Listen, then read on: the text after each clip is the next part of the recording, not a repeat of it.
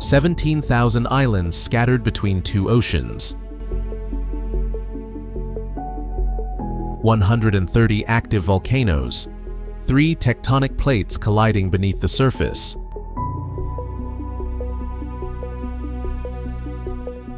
Indonesia sits on geological chaos. Earthquakes are routine. Tsunamis arrive with little warning.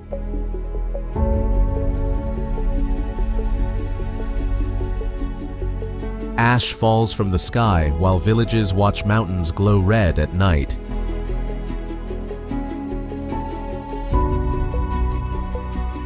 Yet over 270 million people live here. They farm volcanic slopes, build temples on fault lines, fish in waters above oceanic trenches, deeper than mountains are tall.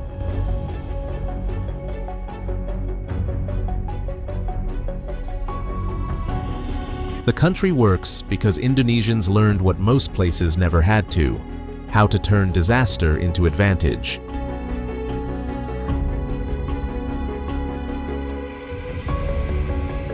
Volcanic soil grows rice so fertile, it feeds empires.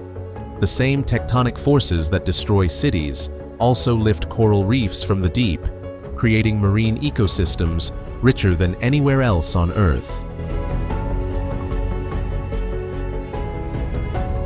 This is a nation where monks meditate inside active calderas, where sulfur miners descend into craters at dawn.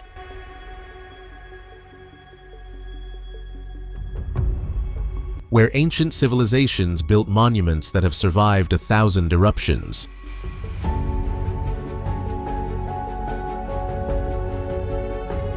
Indonesia proves something unexpected. The most dangerous places can also be the most beautiful.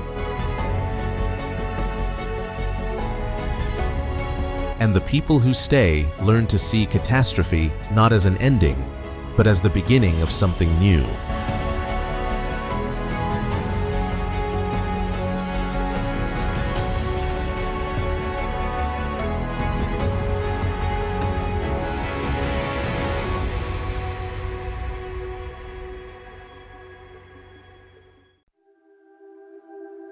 Indonesia sits on the Pacific Ring of Fire, where tectonic plates collide with enough force to reshape the planet.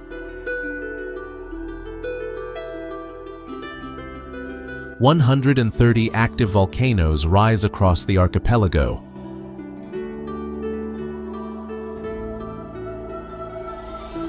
More than any other country on Earth, they define the landscape. Mountains that smoke, lakes that boil. Entire islands built from hardened lava. Some volcanoes here changed history.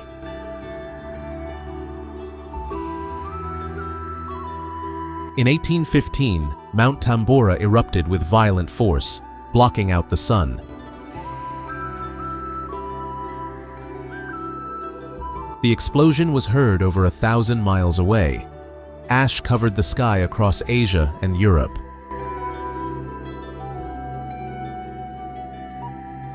Crops failed worldwide. 1816 became the year without a summer.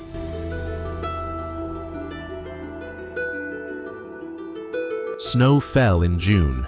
Famine spread. But Tambora wasn't the worst.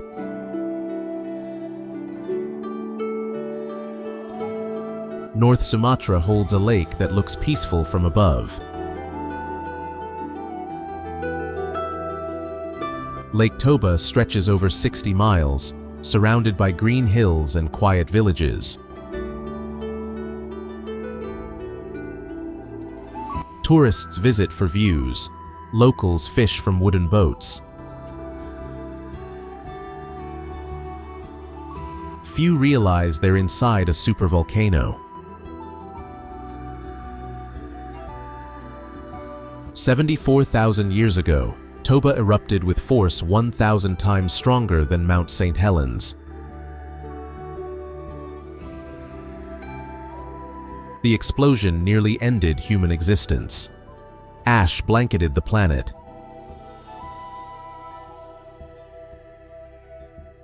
Temperatures dropped worldwide. Scientists estimate the global population fell to fewer than 10,000 people.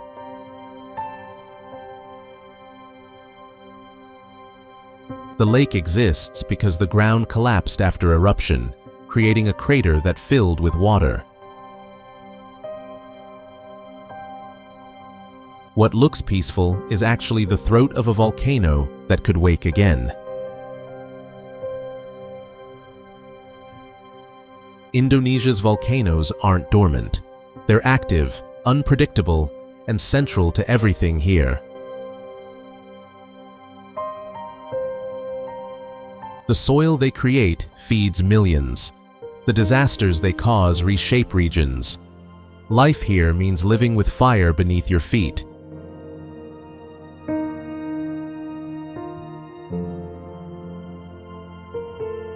The islands weren't always islands. 20,000 years ago, sea levels were 300 feet lower than today. What's now Indonesia was part of Sundaland, a vast landmass connecting Southeast Asia into a single continent.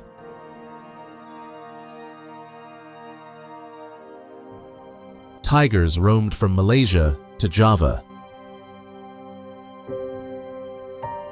Elephants crossed what's now open ocean on foot.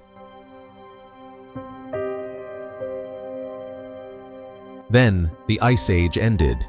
Glaciers melted. Oceans rose.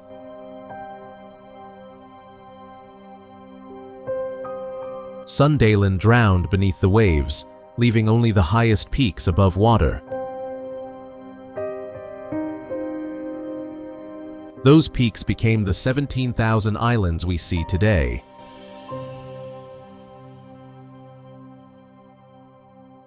But the ocean didn't just destroy, it also built.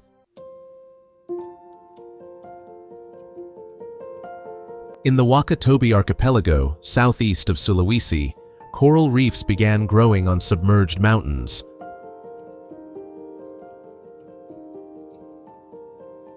Over thousands of years, layer upon layer of coral stacked into massive formations. The reefs eventually broke the surface, creating atolls where sea nomads learned to read currents and tides.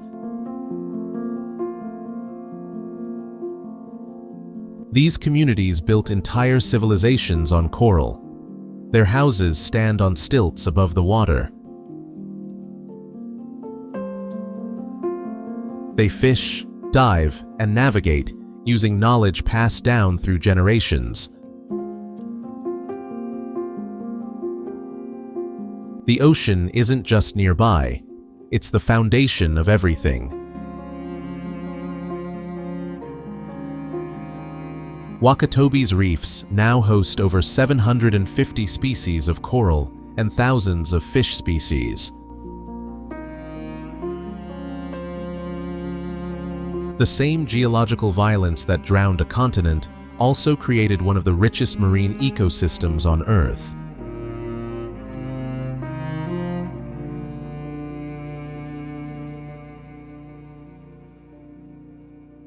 Not all of Indonesia's volcanic activity happens in mountains.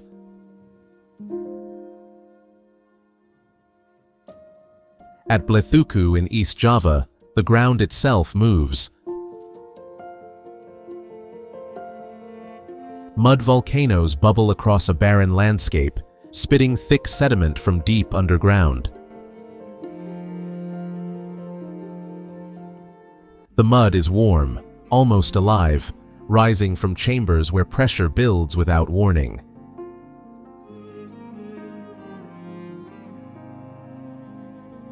These aren't true volcanoes. They don't erupt lava or ash. Instead, they release ancient sediments mixed with water and gas from kilometers below the surface.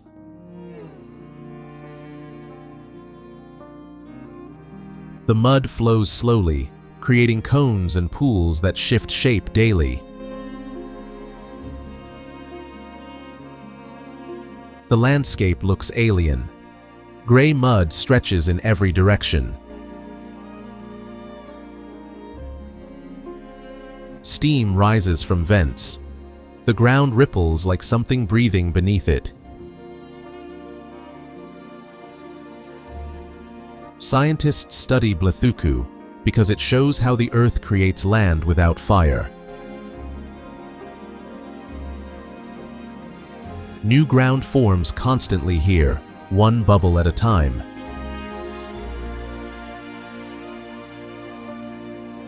Its creation in slow motion, proof that Indonesia's geological story isn't finished. The volcanoes keep building, the ocean keeps rising. And between them, the land keeps changing shape.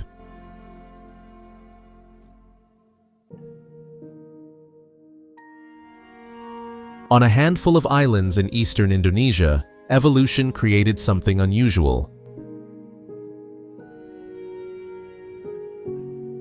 Komodo dragons grow up to 10 feet long and weigh over 300 pounds.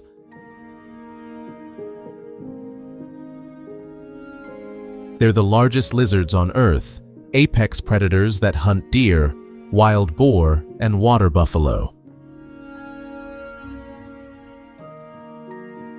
Their bite delivers venom that prevents blood clotting, while bacteria causes infections that weaken prey over days.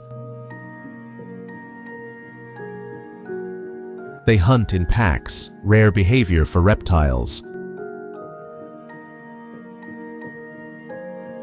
One dragon bites, the others wait. The wounded animal grows weaker until it collapses. These animals survived because isolation protected them. The islands of Komodo, Rinca, and Flores are remote, separated from the mainland by deep ocean channels. When sea levels rose, the dragons were cut off. Without competition from larger predators, they dominated. Komodo National Park now protects around 5,000 dragons across several islands.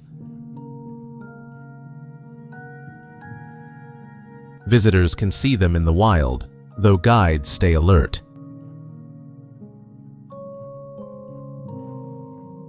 The dragons look slow until they sprint at 13 miles per hour. Standing near one, you understand why locals once believed they were mythical. They move like something from another era, proof that Indonesia's isolation preserved life that evolved nowhere else.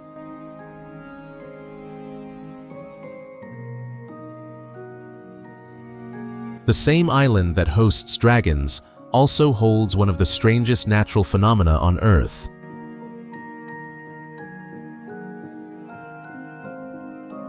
Mount Kelimutu, a volcano in central Flores, has 3 crater lakes at its summit. Each lake is a different color. One shimmers turquoise, another glows emerald green. The third turns deep red, sometimes black.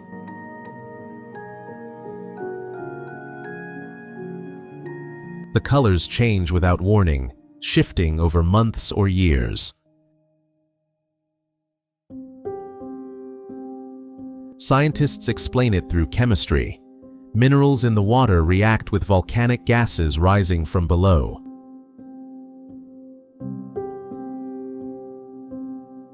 But the local Leo people see something else. They believe the lakes hold souls of the dead.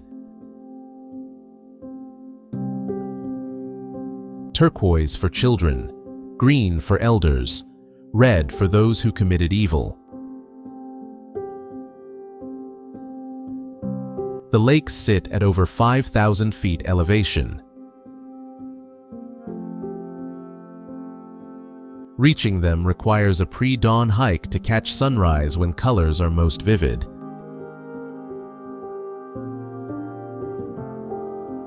Mist covers the craters at night, lifting as the sun rises to reveal the impossible palette below.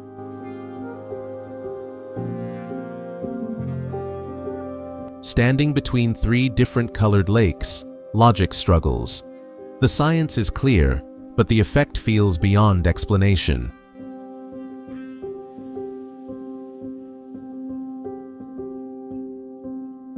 Flores didn't just isolate animals, it isolated humans too.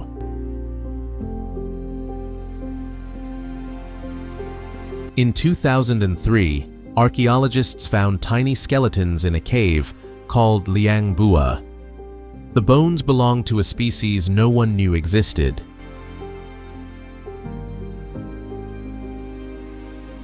Adults stood just 3 feet tall, with brains the size of a chimpanzee's.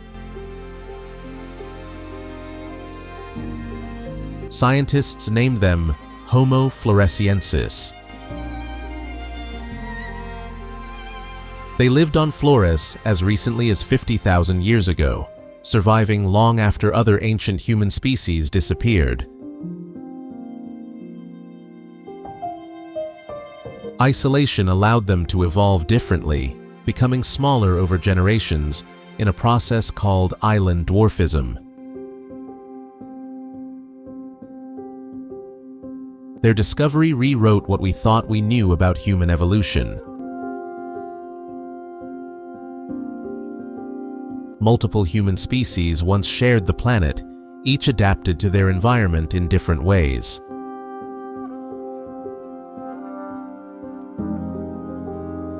Elsewhere in Indonesia, geology tells different stories. On Belitung Island, massive granite boulders lie scattered across beaches and jungle.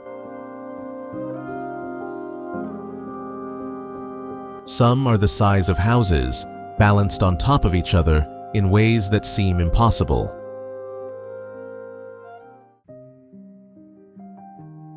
These rocks are older than dinosaurs, remnants of ancient continental shifts. They show that Indonesia's foundation was built and rebuilt many times, each era leaving evidence in stone.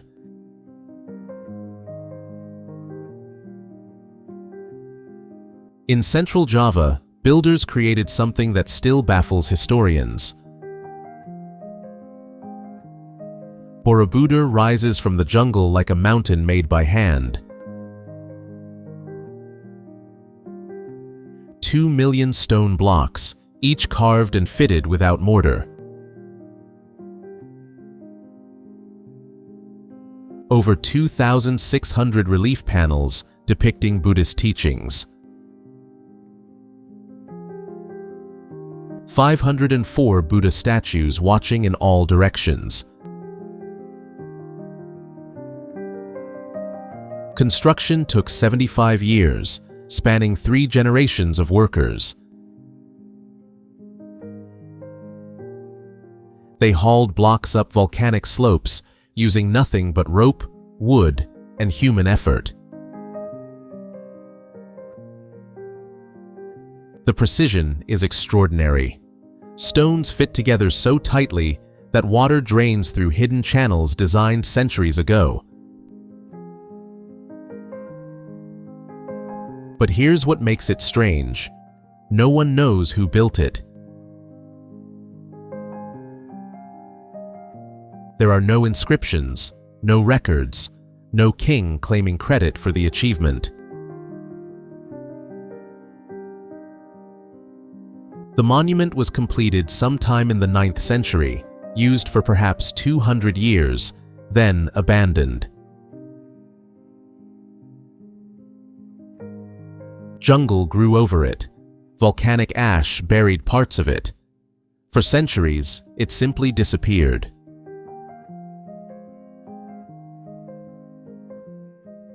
Local villagers knew the ruins existed, but didn't know what they were.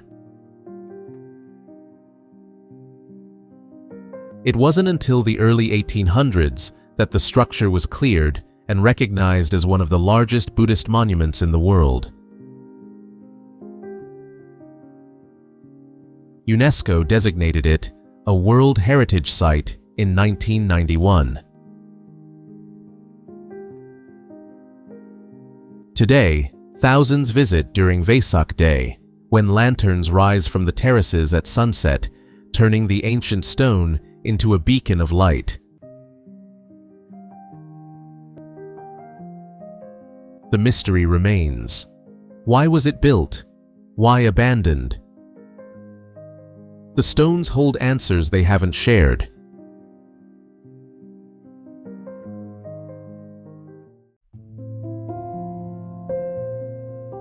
Not far from Borobudur, another monument rises from the same volcanic plain.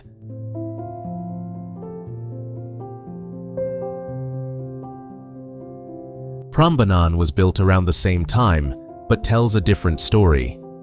Where Borobudur is Buddhist, Prambanan is Hindu.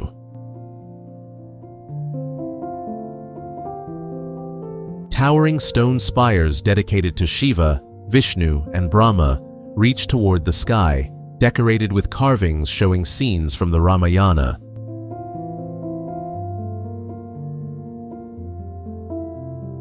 The main temple stands over 150 feet tall.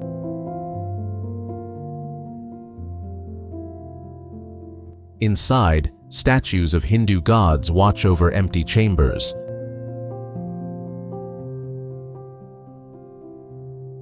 The walls show relief panels so detailed you can see individual expressions on carved faces.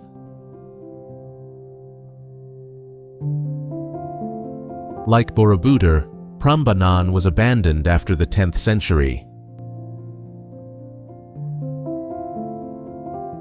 Earthquakes damaged the structures. Volcanic eruptions buried parts of the complex. Restoration began in the early 1900s and continues today.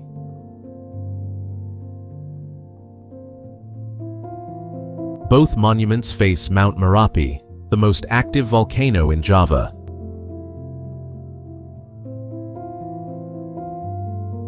It has erupted over 60 times in recorded history. The temples were built knowing the mountain could destroy them.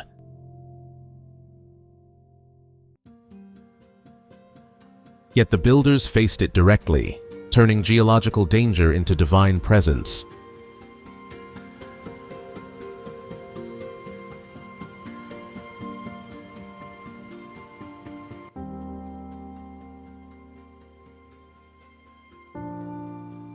Ancient builders didn't just accept danger, they sought it out.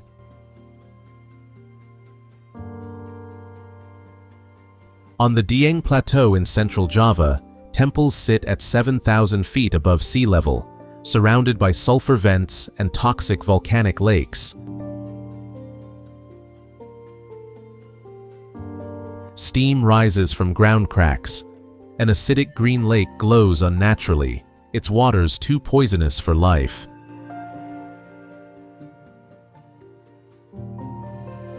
Yet, 8th century architects built Hindu temples here. The structures float in mist, stone monuments in a landscape hostile to settlement. Craters could open beneath them without warning. On Bali's southwest coast, Tanah Lot Temple takes a different approach. The temple sits on a rock jutting into the ocean, accessible only at low tide.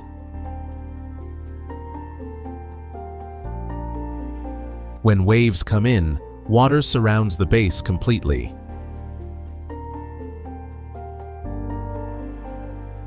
Built in the 16th century, the temple is dedicated to sea gods. High tide isolates it. Low tide reveals a narrow path. The ocean dictates when people can visit.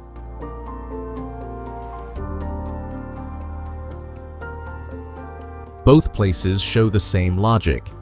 Build where the gods are closest, even if survival seems impossible.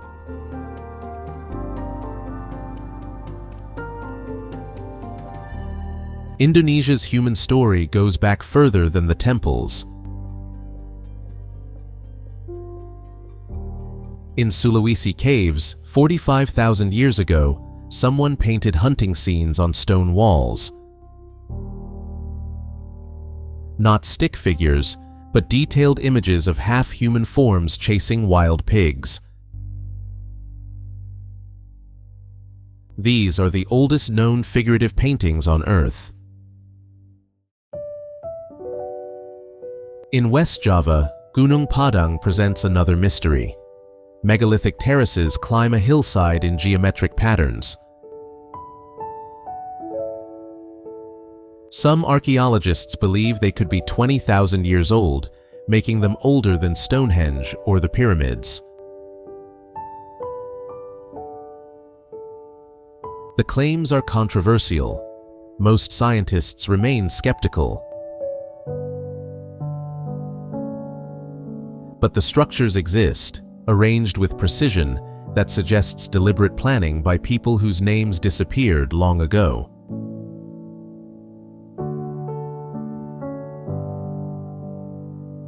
Other mysteries remain scattered across the islands. In Bada Valley on Sulawesi, stone giants stand among the highlands. Some upright, others half-buried, as if emerging from the ground. No one knows who carved them, when, or why. Their faces are worn smooth by time, their purpose lost. In South Sulawesi, the Toraja people turned death into architecture. They carved tombs directly into limestone cliffs, placing wooden effigies called tau-tau on balconies to watch over the dead. The practice continues today, blending ancient tradition with modern life. On Flores, Bina village preserves megalithic traditions.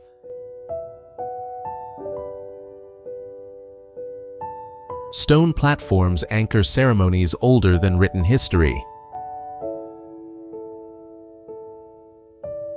Traditional houses with towering thatched roofs cluster around them, a community unchanged for centuries.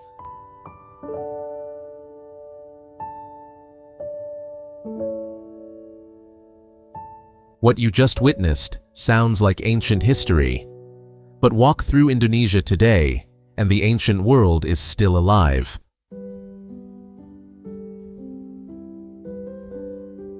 In the highlands of Flores, Way Rebo sits alone on a mountain ridge, reachable only by a steep 3-hour hike.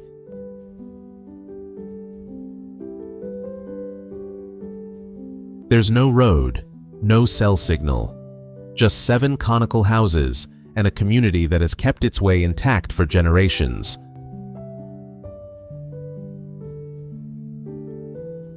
The houses, called Mbaru Niang, rise like massive beehives with thatched roofs extending nearly to the ground.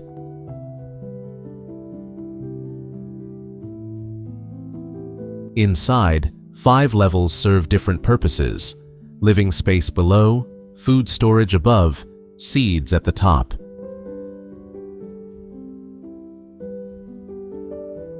Visitors are welcomed on local terms. The community decides when outsiders can stay. Mornings begin with coffee around shared fires. Evenings end with stories told in a language few understand.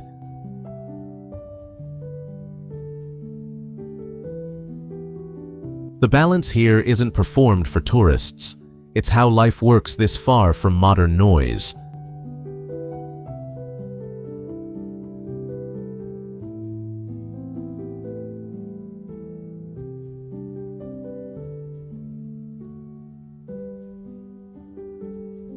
On the island of Sumba, Ratenggaro sits just above the surf, known for tall, pointed thatched roofs, some of the highest in Indonesia.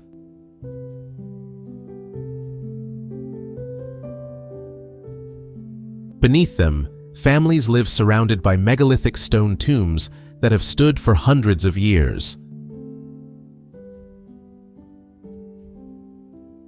The tombs aren't relics. They're part of daily life, connections to generations past. The village faces the ocean. Waves crash against rocks meters from houses. Life follows tides and seasons, rhythms unchanged for centuries.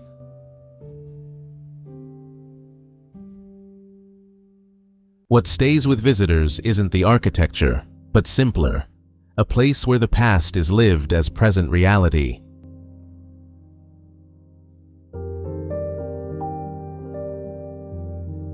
Not all of Indonesia's timeless places hide in remote mountains. Off Lombok's coast, the Gili Islands offer a different escape.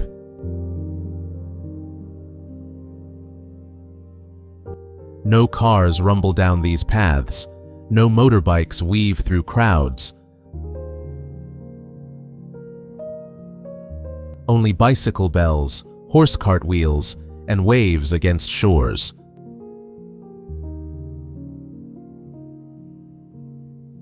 On Gili Trawangan, Gili Air, and Gili Meno, the pace slows to island time. Visitors choose between snorkeling with sea turtles or watching sunset from beachside swings. It's not ancient tradition that preserves this simplicity. It's deliberate choice to keep things unhurried. Even art hides underwater, where life-size statues rest on the ocean floor around Gili Meno, waiting for divers.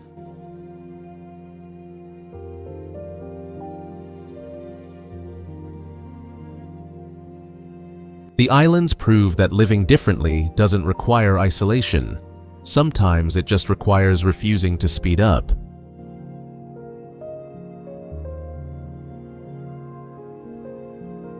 In Jodipan, a riverside village in Java once known for flooding and poverty, things look different now.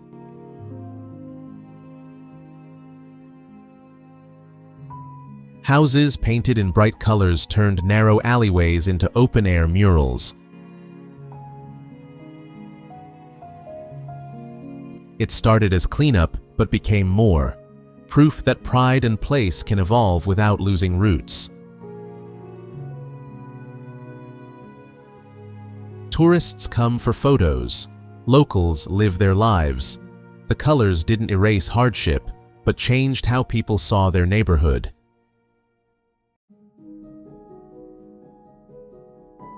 Sometimes transformation doesn't require abandoning tradition, just reimagining what it can become.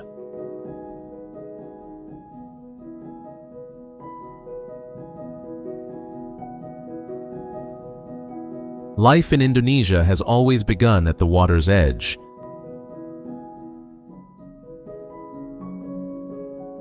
Seaweed farmers stretch ropes between bamboo poles at low tide. Shrimp ponds pulse with the moon. Fishermen launch dugout canoes before sunrise, guided by clouds and wind, not GPS.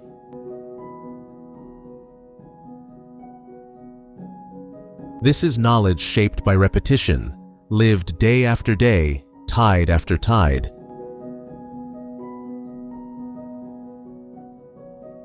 Across Indonesia, villages don't just preserve the past. They live it quietly, shaping the present through rhythm and community.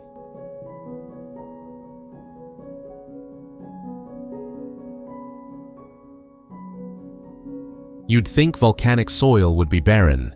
Instead, it's so fertile that rice grows here like nowhere else on Earth.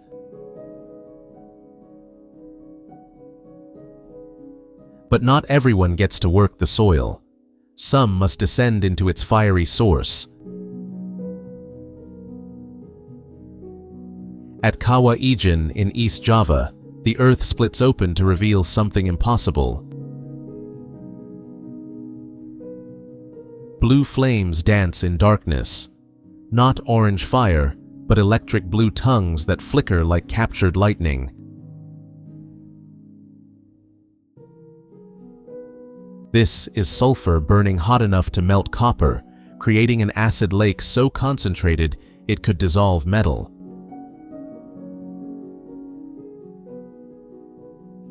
The crater walls weep yellow crystals. Toxic clouds drift like ghosts through an alien landscape.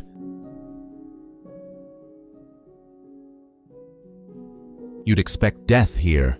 Toxic air, acid lakes, temperatures that melt metal.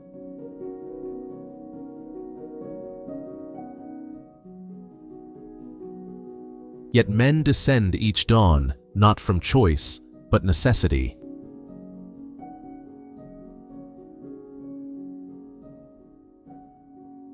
Sulfur miners wrap wet cloth around their faces and navigate by burning poison's light.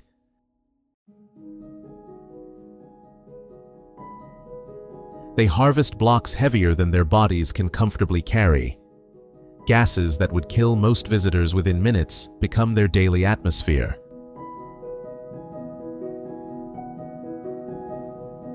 They've turned an alien world into a workplace. Backs bent under impossible loads, they climb from the crater like figures from myth, yellow chunks balanced in woven baskets. The miners work because sulfur pays. Not well, but enough. The yellow crystals get sold to factories for sugar refining, matches, and fertilizer. What looks like hell to outsiders is Tuesday morning to them. Tourists arrive before dawn to photograph blue flames. They wear gas masks, stay an hour, then leave.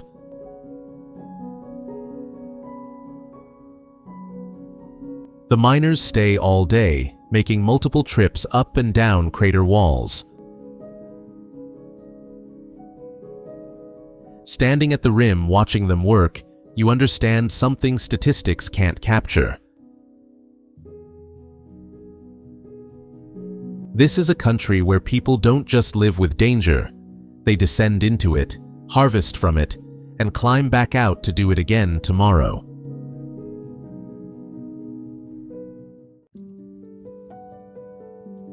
As the sun rises over Bali, nearly 500,000 people take to the fields. They wade into emerald terraces that cascade down volcanic slopes like liquid jade.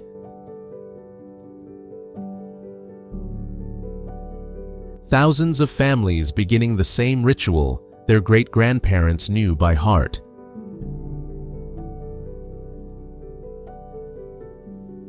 The Subak system awakens with the island. Water flows through ancient stone channels.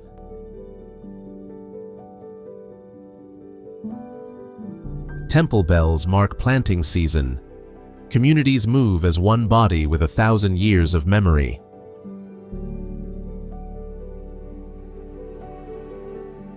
In one terrace, 3 generations work side by side. No ceremony, no instruction.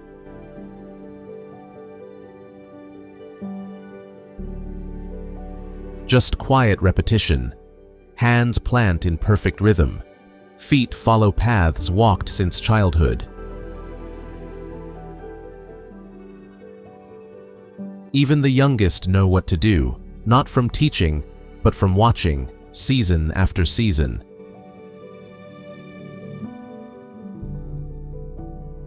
They work barefoot in flooded terraces from dawn to dusk, backs bent, hands aching, legs sunk in volcanic mud.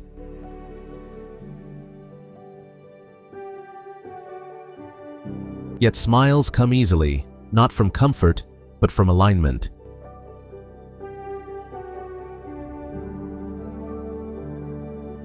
Here, to work the land is to belong to it, not for ambition, not for escape, but for the quiet certainty that what you do today has been done for 1,000 years and will be done tomorrow.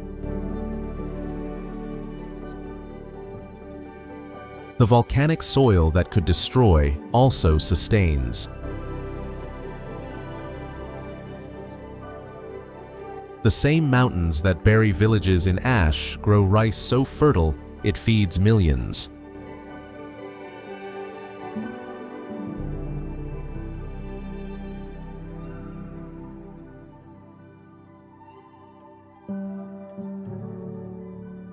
Toxic craters and rice terraces are just the beginning. For millions of Indonesians, the impossible is routine.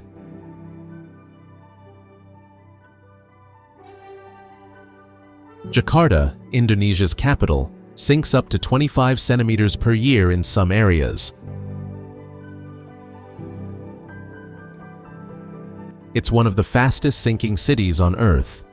Parts of North Jakarta have dropped 4 meters below sea level.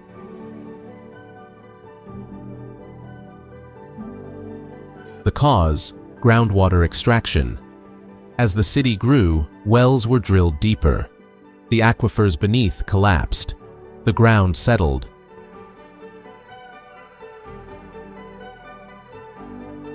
Seawalls hold back the Java Sea, but they're fighting a losing battle.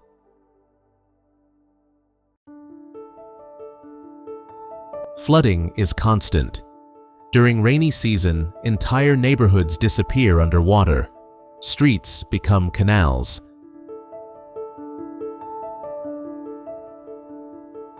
Yet 10 million people continue daily routines in a metropolis slowly disappearing beneath waves.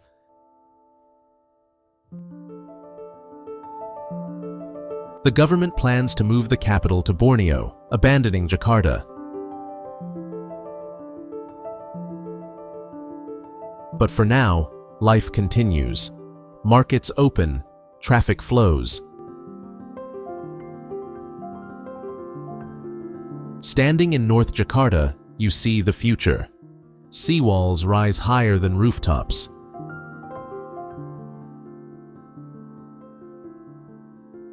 Houses tilt. The ocean is winning. Yet people stay because leaving means abandoning everything they've built.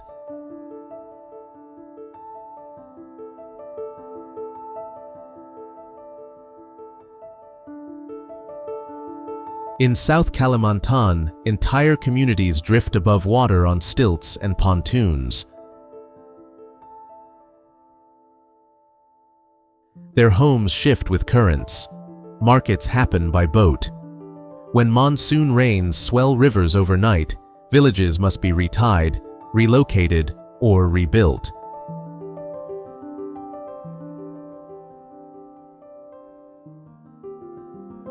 On Bunjin Island, one of the most densely populated places on Earth, families expand their coral village stone by stone into open water. There's no room to retreat, only forward.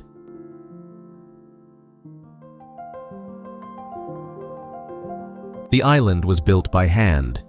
Fishermen dumped coral and rock into shallow water, creating platforms for houses.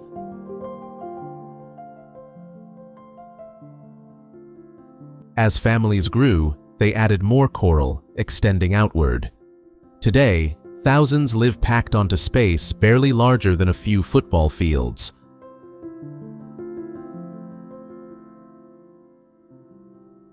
Fresh water arrives by boat. Sewage flows into the ocean.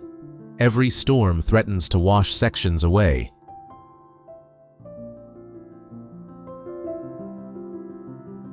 Yet people don't leave. They build higher, reinforce foundations, create land where none existed.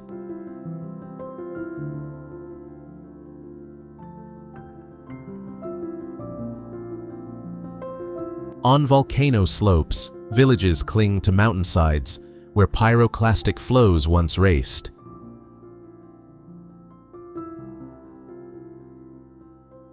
The mountain's moods become a language everyone learns. Steam color, ground vibration, bird silence. These signs mean the difference between staying and fleeing.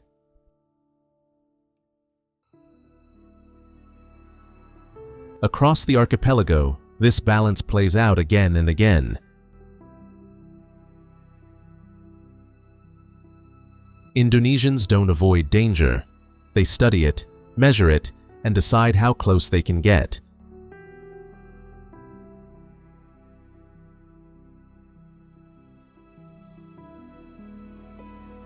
On the far western tip of Indonesia, in Aceh, the sea once looked calm.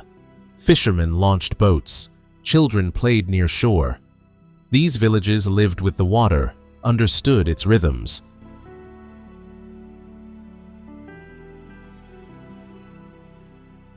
All this wisdom was about to face its ultimate test.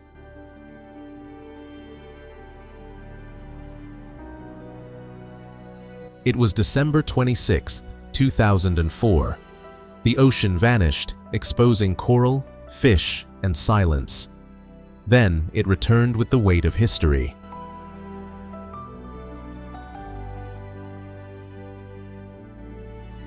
A wall of water shredded the coastline. Boats landed on rooftops.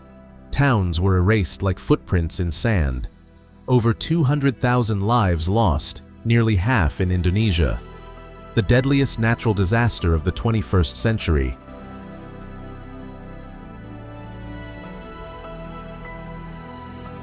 The earthquake that triggered it measured 9.1, one of the most powerful ever recorded.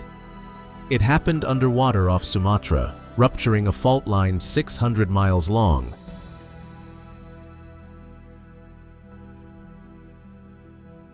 The ocean floor shifted vertically by meters. Billions of tons of water displaced in seconds.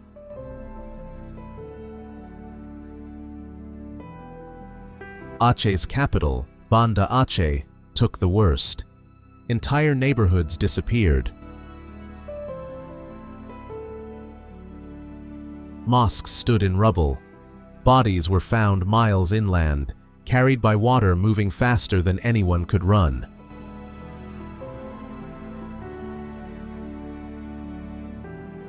But it wasn't the end. Indonesia had survived worse before, and it would survive worse again.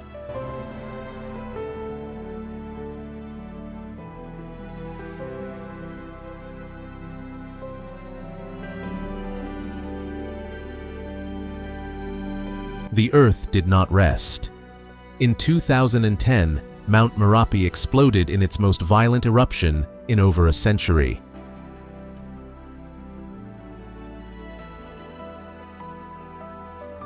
Fire chased villages down volcanic slopes. Ash blanketed entire towns, turning day into night.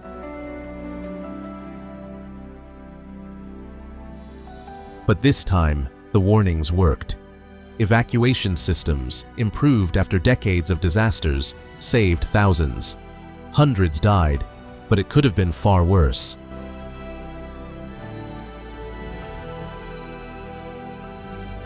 Then came Sinabung, a mountain asleep for 400 years, suddenly wide awake and angry.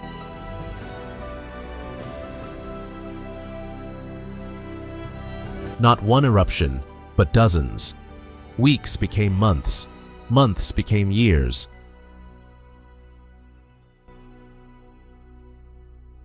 Villages emptied mid-meal. Mosques and schools left behind, intact but silent. The disaster wasn't a moment. It was an unraveling that stretched across seasons.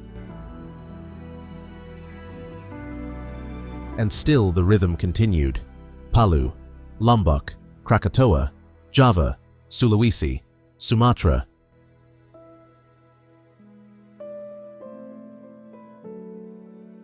Tsunamis without warning, earthquakes at night, one after another, not as outliers, but as a drumbeat. A decade not of singular tragedy, but of relentless transformation.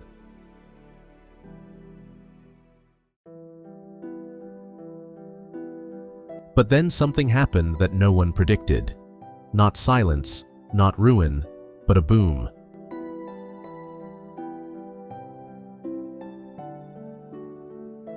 Logic says people should have learned to stay away after the disaster decade.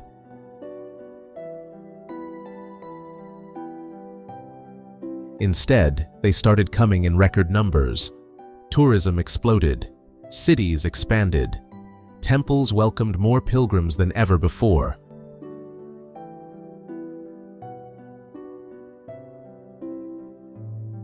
Surfers, seekers, investors, and artists flooded in, drawn not in spite of the chaos, but because of how it was overcome.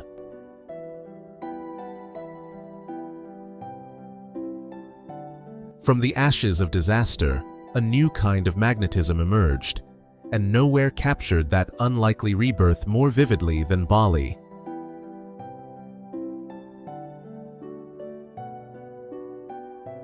Today's Bali is Indonesia's masterpiece, a place where all the forces witnessed across the archipelago converge into something extraordinary.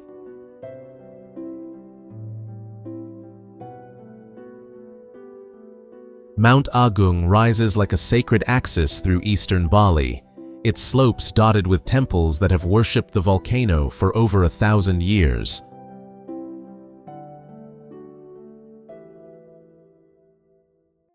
At Pura Besaki, Bali's mother temple, pilgrims climb ancient stone steps while tour buses navigate the same winding roads, both drawn to terraces carved from ancient lava flows.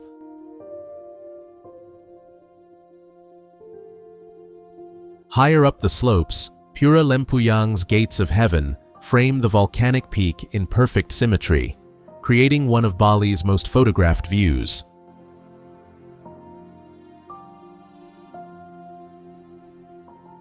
Visitors often wait hours for the shot, while priests conduct daily ceremonies just meters away.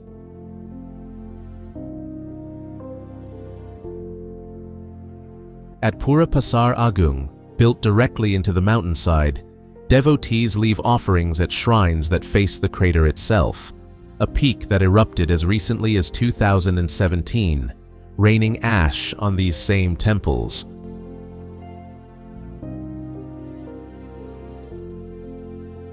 Ancient worship has become modern tourism, both drawn to the same dangerous peak.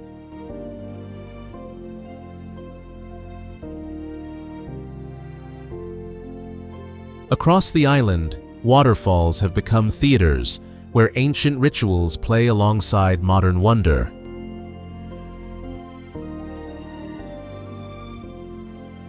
At Sekumpul, Bali's most dramatic cascade, morning ceremonies honor water spirits, while photographers wait for perfect light.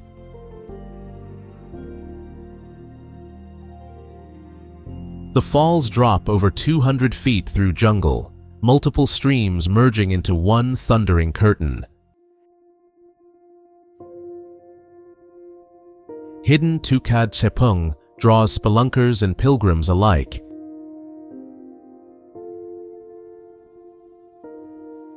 Its cave entrance reveals divine light shafts that have inspired both temple art and countless photos. Inside the narrow canyon, sunlight pierces through the opening above, illuminating the waterfall in golden rays.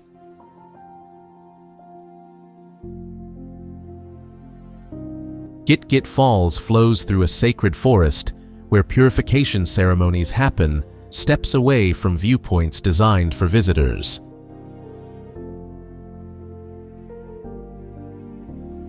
At Teganungan Falls, wedding parties and ritual bathers share the plunge pools, while Nungnung's thundering cascade attracts both waterfall chasers and ceremony participants. The waterfalls prove what Bali does best, making the sacred accessible without diminishing its power.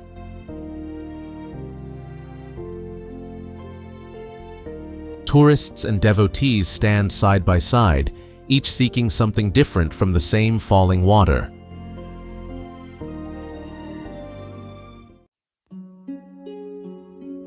Rhythms are everywhere in Bali. In Ubud Square, The Kechak fire dance circles nightly.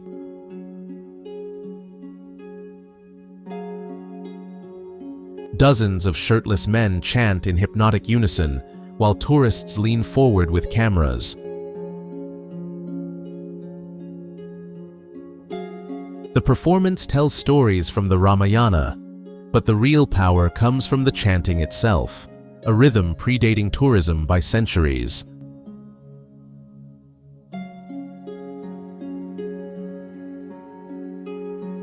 At the sacred monkey forest, macaques understand their role as mystical gatekeepers.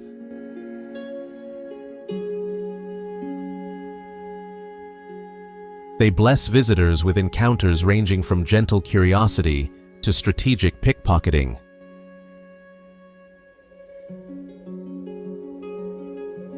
Three temple complexes hide within the forest, still used for ceremonies, while monkeys swing above worshippers and tourists alike.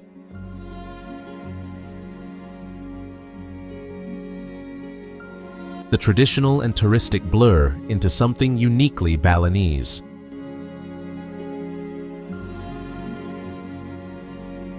A priest makes offerings while visitors photograph the ritual.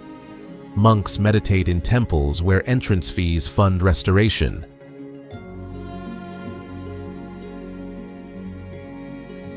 The sacred doesn't retreat from commerce. It absorbs it, transforms it, continues as it always has.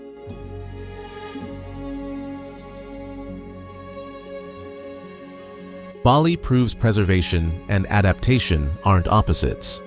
Sometimes keeping tradition alive means letting it evolve.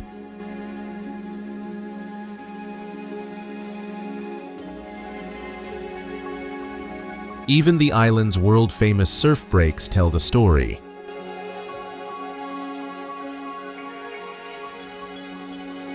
Waves generated by tectonic forces crash over volcanic reefs, creating swells that draw surfers from every continent.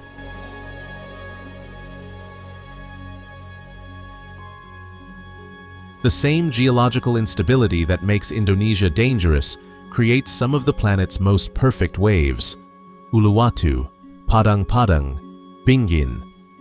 Names that mean nothing to most people, but everything to surfers who've spent years chasing the right combination of tide, wind, and swell.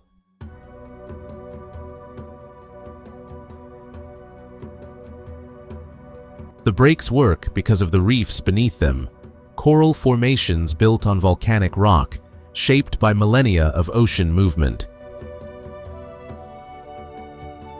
When a wave hits the reef at the right angle, it produces barrels so clean they look almost manufactured.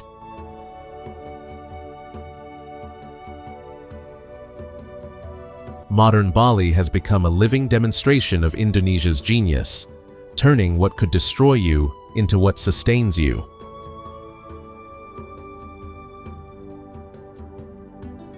The volcanic soil grows rice that feeds both gods and tourists.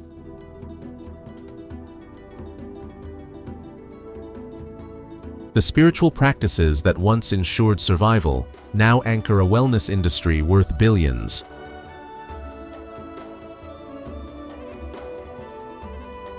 The temples built to appease dangerous forces have become some of the world's most visited sacred sites.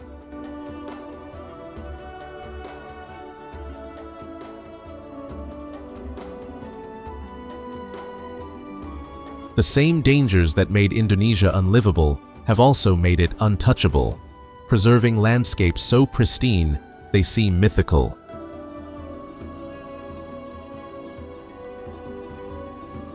In West Papua, Raja Ampat rises from waters so remote that reaching it requires multiple flights, boat transfers, and commitment to isolation most travelers won't make.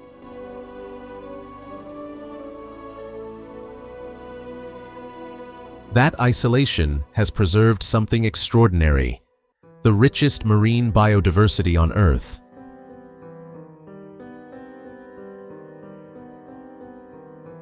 Coral reefs explode in colors that seem computer-generated.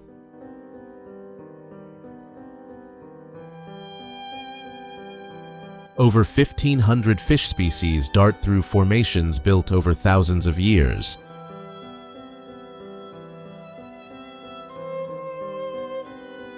Manta rays glide through cleaning stations the size of football fields. Sharks patrol walls dropping into oceanic trenches.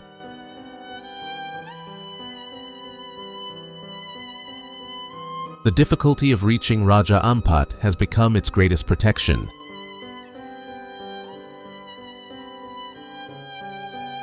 A natural fortress of waves and distance keeping mass tourism at bay. Only a few thousand visitors arrive yearly, compared to millions visiting Bali.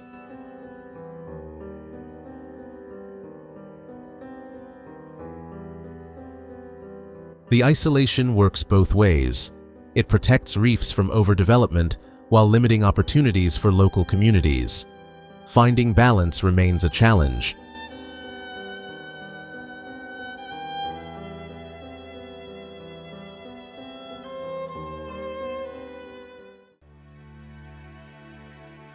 In the impenetrable forests of Sumatra and Borneo, where rivers run wild and canopies tower 40 meters high, orangutans have found their ultimate sanctuary.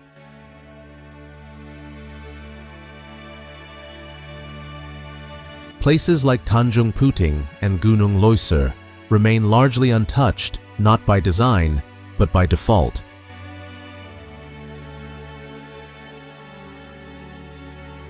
The dense jungle, swampy terrain, and sheer remoteness make large-scale development nearly impossible.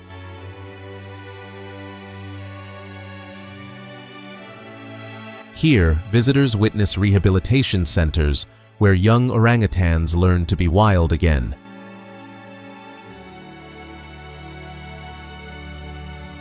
But the real magic happens deeper in the forest, in primary jungles so thick that sunlight barely reaches the ground.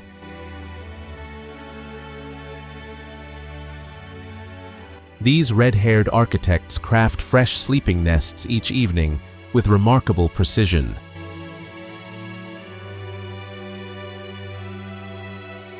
They navigate aerial highways of branches that would leave humans helplessly stranded below.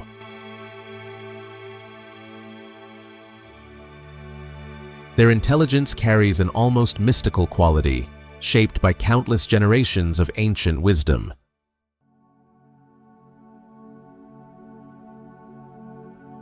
The very dangers that deter loggers and developers have become the orangutan's most powerful protectors.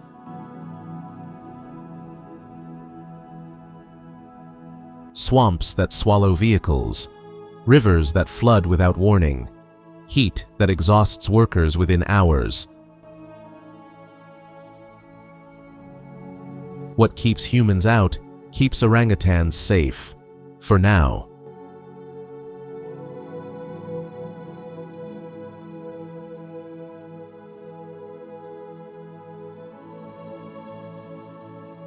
East Java's unforgiving terrain has both sculpted and protected one of the world's most spectacular waterfalls.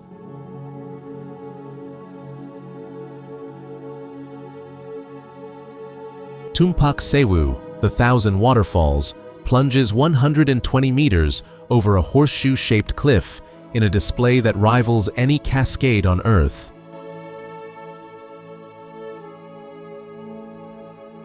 Multiple streams pour from the rim simultaneously, creating a curtain of water so wide it fills the entire canyon.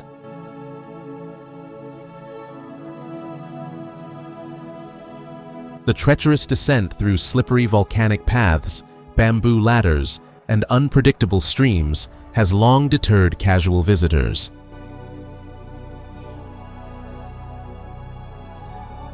You climb down muddy trails, cross rivers on makeshift bridges, navigate rocks slick with spray.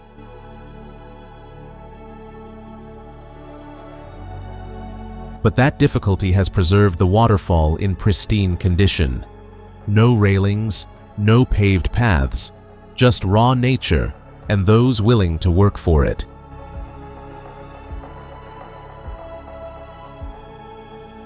Indonesia's geological violence has become its greatest conservationist, creating natural preserves more effective than any human protection.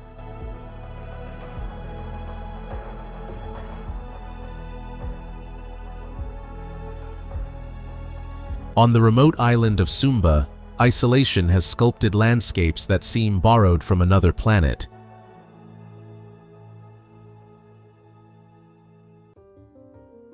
Rolling hills cascade in shades of gold and amber across otherworldly terrain.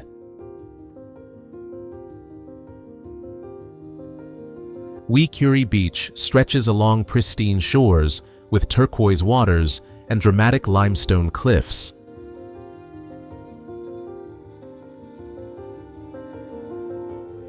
Cascading waterfalls thunder through untouched valleys, carving their way through ancient rock formations.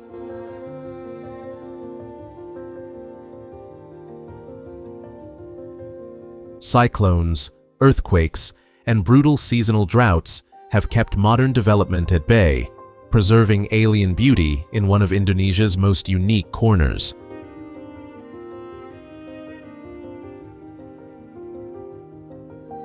The island remains largely unknown to international tourists. Getting there requires commitment, limited flights, rough roads, basic infrastructure. But that remoteness protects what makes Sumba special.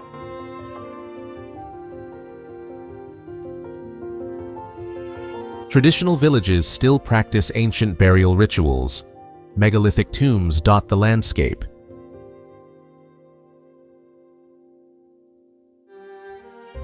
Life moves at a pace unchanged for generations, not because progress hasn't arrived, but because the land itself resists easy transformation.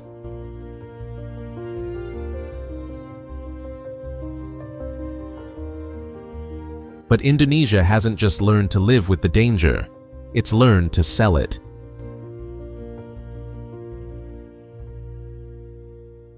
Where others see destruction, Indonesia saw opportunity and built an empire on the edge.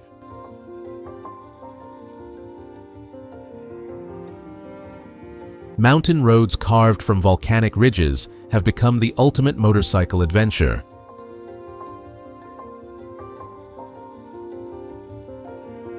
Riders chase hairpin turns that cling to crater edges. Coastal routes hug precipices where earth meets sea in violent collision.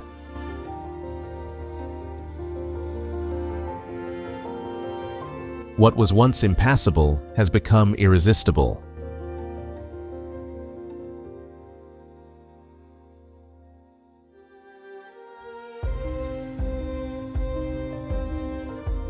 Paramotor flying offers aerial adventure, soaring above limestone arches of Kelingking Beach and natural infinity pools of Angel's Billabong from angles no photo can capture.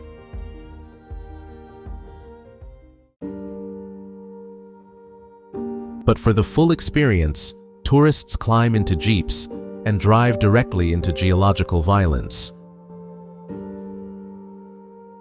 In the Tengger caldera, convoys navigate the Sea of Sand, a moonscape of volcanic ash punctuated by smoking craters.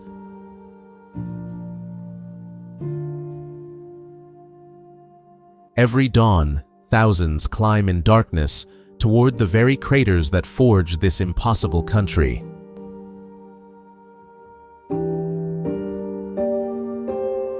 Mount Bromo's Sea of Sand, the sulfur-streaked rim of Kawah Ijen, the brooding slopes of Mount Merapi, the sky-reflecting caldera of Mount Batur, the towering volcanic crown of Rinjani.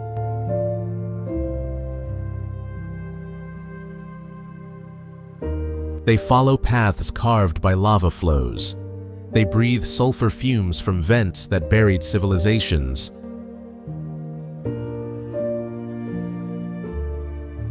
They cross landscapes of ash where ancient peoples fled in terror, now retraced by headlamps and hiking boots.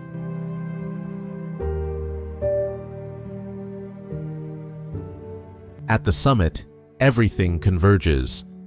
Tourists stand on crater rims where magma bubbles meters below, the same molten rock that built 17,000 islands from nothing.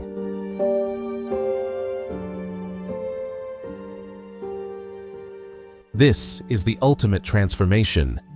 The same forces that shattered Sundaland, buried Borobudur in ash, and unleashed tsunamis across the Indian Ocean are now a magnet.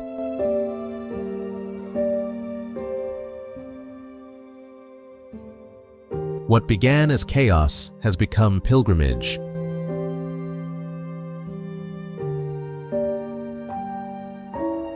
Indonesia proves that the greatest victory isn't avoiding catastrophe, but learning to find beauty in the heart of destruction.